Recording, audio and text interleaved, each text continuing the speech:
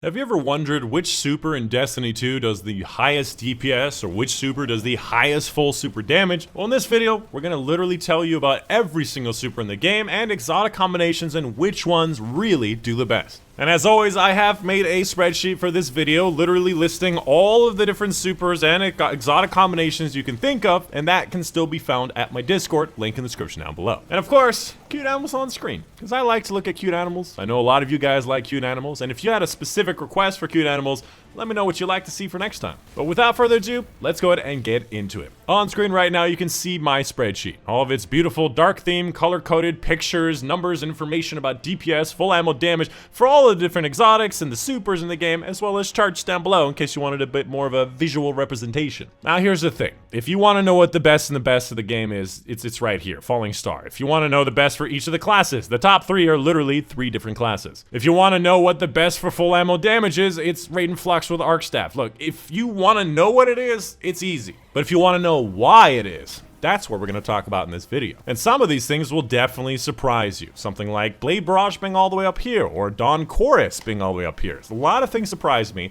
and I learned a lot I want to share in this video. Without further ado, let's get started. First up, Falling Star with the missile. It does a lot of freaking damage. There's a reason why it's part of the meta. It does a lot of damage very quickly, and it does a lot more than any of these other burst options. However, following that, we have the Blade Barrage. Now, Blade Barrage already had a pretty good DPS output. Combine that with starter scales, and it's doing a lot more damage. That being said, it's also very inaccurate. It spreads out pretty far, and if you don't have a huge target like Atheon, you're probably going to miss a lot of shots. And furthermore, the full super damage is nowhere near that of the Falling Star. And that's why people like to use it in Atheon. You get your super back really fast, and with Galanor, you get it pretty much instantly, and it does a lot of DPS. And a theme you've probably noticed already is that Star Eater Scales is really good for Hunter supers. If you don't know, Star Eater Scales gives you more damage to your super based on the number of orbs of light you get after your super is full, up to 8 orbs or 4 stacks. And at 4 stacks, at the maximum, you get 70% more damage.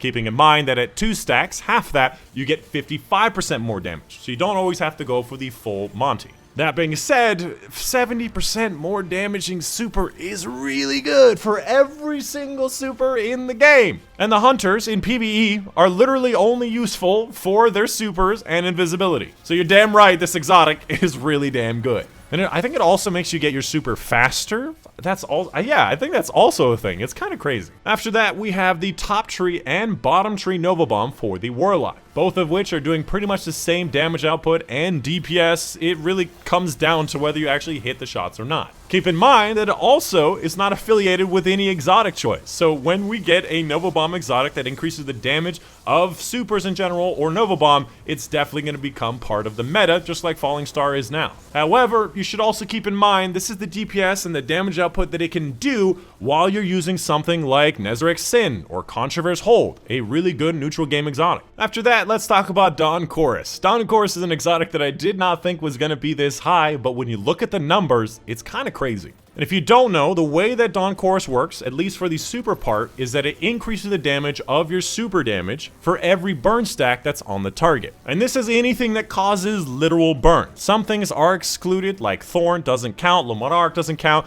but Polaris Lance does count, your melee attack does count, your grenade does count, your Daybreak projectiles themselves do count, and everything that your teammates can do that are the same. So if you go in a raid with 6 Warlocks, all bottom tree Dawn Chorus, your first throw will get you nearly maximum damage, which is 205% more damage. And that's why it's all the way up here at nearly 1,000,000 full super damage. However, I know what you're probably saying, if you're just throwing out Daybreak projectiles, you didn't hit them with a melee or a grenade, you can actually still get an impressive 73,000 DPS and an impressive 600,000 damage. And I know what you're probably asking yourself, why isn't this part of the meta? The answer is because the rest of the subclass is not really that great for PvE for the highest level. But when it comes to damage output, hot damn. Real quick, just wanted to touch on Nighthawk. Most people love it. They enjoy it. It is still very powerful. Great DPS. Okay full ammo damage, especially considering how fast it is. And you spawn in 2 orbs every time you use it. The main issue here, or at least the main contender, is going to be the 3-shot golden gun with Star Eaters. Now technically they have about the same full ammo damage,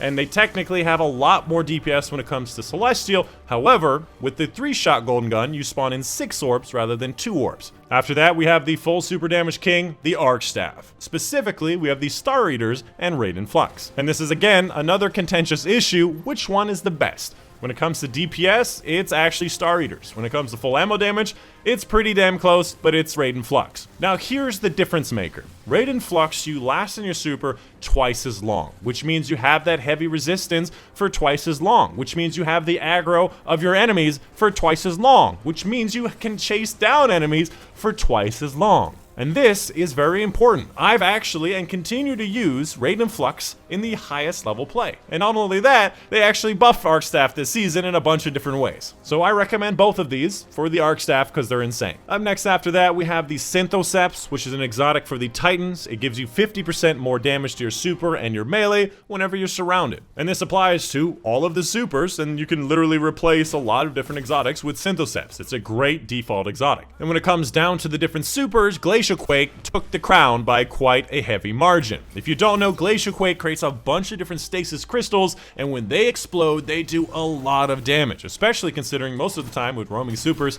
you're not attacking a single boss, you're usually attacking a huge battlefield of enemies. You're covering the battlefield with stasis, you're doing a lot of damage. And with synthoceps, you do even more damage. Keeping in mind that staying surrounded without killing all of them with a super is kind of hard, so you're not always going to be getting the biggest benefit. Just a quick note on Orpheus bottom tether, changes it from 6 shots to 8 shots, which is more, but nowhere near that of Star Eater Scales, which is going to be a theme. Basically, you could have that or we could have Star Eater Scales. One big one that a lot of people are probably going to be pretty surprised at is going to be Geomag Stabilizers. It is really low on the list for full DPS and full super damage. And here are the facts. I've always thought that Chaos Reach and Geomag have been overrated. I still really like them considering you can use it at pretty much any range, but they're not only not really that high in DPS, they also have very low resistance while using it, and you're not able to move very much while you're using it either. So you're very vulnerable and die a lot in Grandmasters. That being said, I have seen that a lot of other people have reported different results with Geomag and Chaos Reach.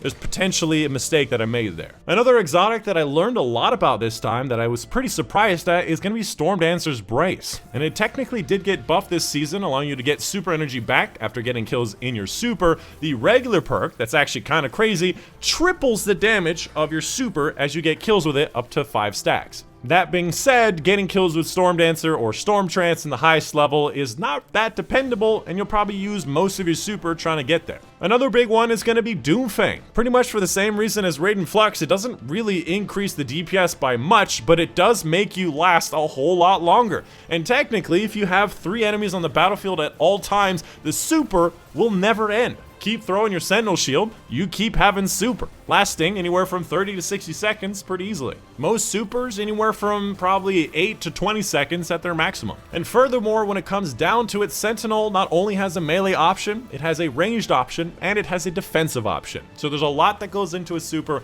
a lot more than DPS output. I know I didn't talk about every single super in the game, or even every exotic that was on this list. I just wanted to give you a good general idea of the best performing options and why they do perform the way they do. And if you like this kind of video, share it with your friends. I'm sure there are plenty of people that really want to know about the best supers in the game, and of course, maybe they'll like more of my content. And of course, a huge thank you to my patrons on Patreon. Really, without their help, spreadsheets like this really wouldn't be possible, especially new ones. They take a lot longer to make, and it really comes down to them that I can actually do this for a living. Specifically, a big thank you to Mom and Dad, Christian Thompson, Dr. Strange, Callahan, Monday, Buckman, Sereno, Shonu, Panther, Casey Reagan, Father Spot on Patreon! And that's it. If you guys did enjoy, my name's Dychronic, and I'll see you guys on the next one.